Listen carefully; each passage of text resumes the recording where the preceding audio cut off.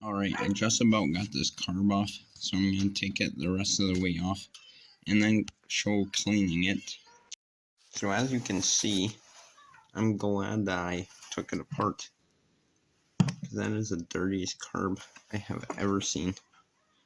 That rust and grime in there is so thick, that's going to take a lot to clean out. Let's see if we can do that. So now, when I was trying to get the float needle out, it was stuck and seized in there. I broke the top tab on the float, so I just heated up a paper clip and I melted it into the float. And I'll cut the excess off, but it seems like it's pretty solid in there, so I will try that out. I hope it works. And meanwhile, I got the whole carburetor cleaning in the crock pot, and I'll brush off all the dirt. I just got finished cleaning the carb, and as you can see, it's like 10 times better. There's some spots I couldn't get, but the carb bowl is actually very clean now. There's still some suds in there.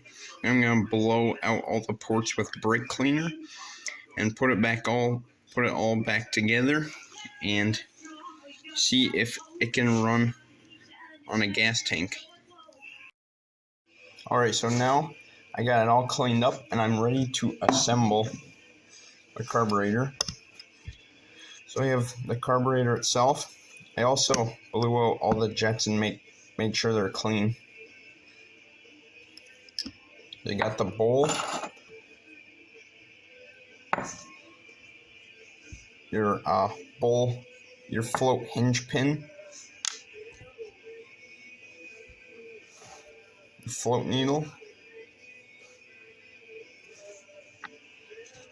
and the bolt that holds the float on, and the float itself, which I repaired. So how you put this back together is put the float over this right here. This looks like a hinge. The float, there's a hole right here. This aligns with these tiny holes right here.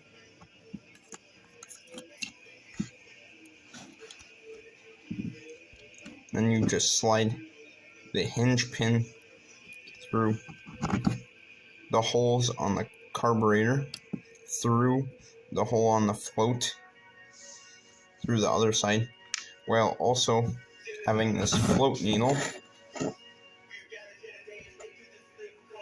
There's a flat part on the top.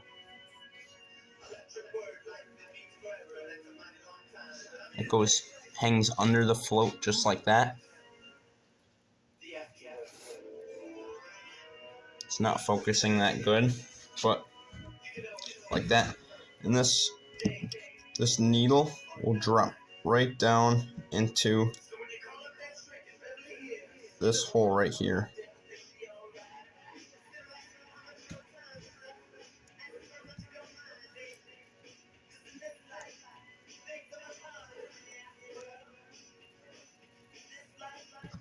When you do get the needle in that hole, just get your hinge pin and you slide it through the hole on the float. This is why you want to make sure your pin is very clean. I know my pin is, but it's still not sliding through that good. So I'll try going the other way. So I got the float on now. Now to test it, you blow into the fuel filler on the carburetor, which is made out of plastic usually. You blow into that, and when the float is down like that, you shouldn't be able to blow into it, or it should be really hard to. And when you lift it up, it should make it super easy to blow through the filler. And also the float should move freely like this. So I'm going to test that.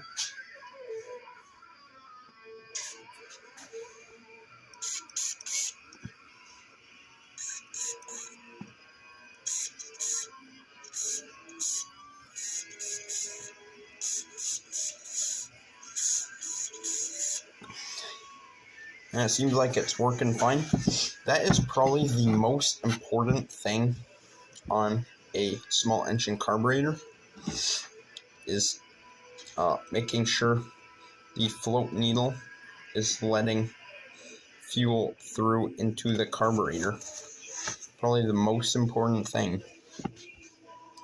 And it's the most common thing that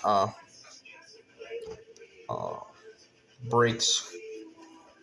The most common thing that gets clogged when there's bad gas sitting in your engine for a long time. So now I'm going to put that bowl back on. And some bowls go on a specific way, but because there's this nudge here, I'm going to put that nudge towards the end where the hinge is. Make sure you have your carb bowl on. That's this O-ring around here.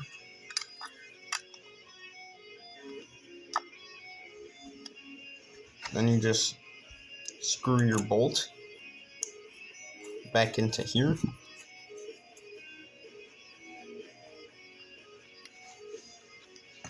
Then get a 7/16 inch wrench. And you just snug that down. Now for the ultimate test, to test this, you blow in through the filler.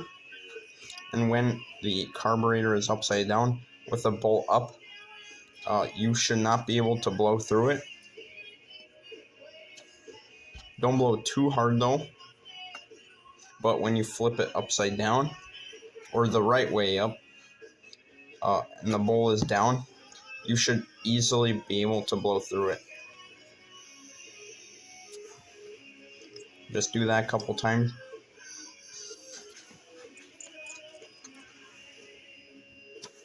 Yeah, I think it got stuck a little bit that one time.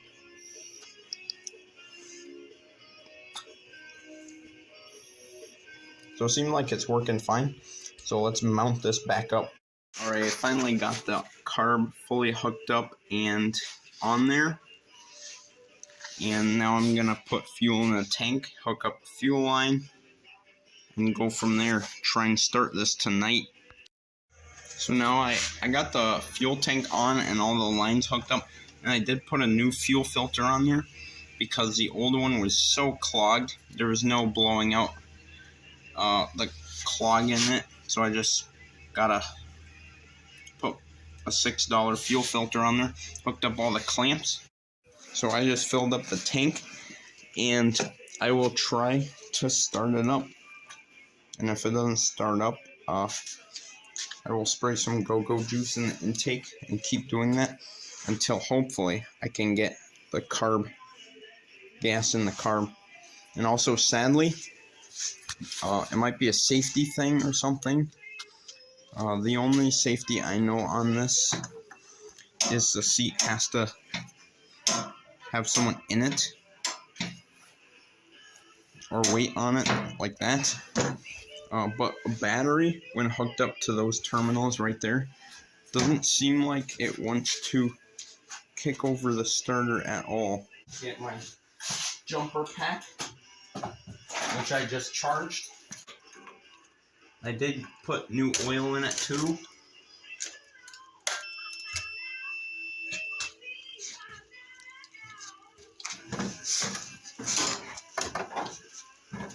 It was nothing.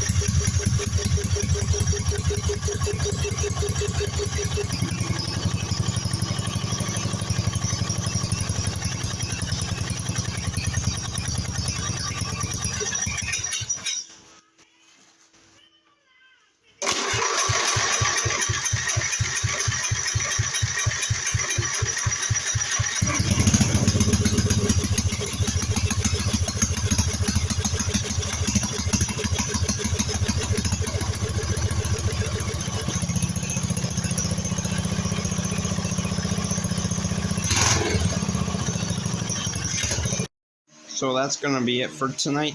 I just need to measure a new belt, a new rear belt. The front belt looks fine. Just need that rear one. That goes to the transmission.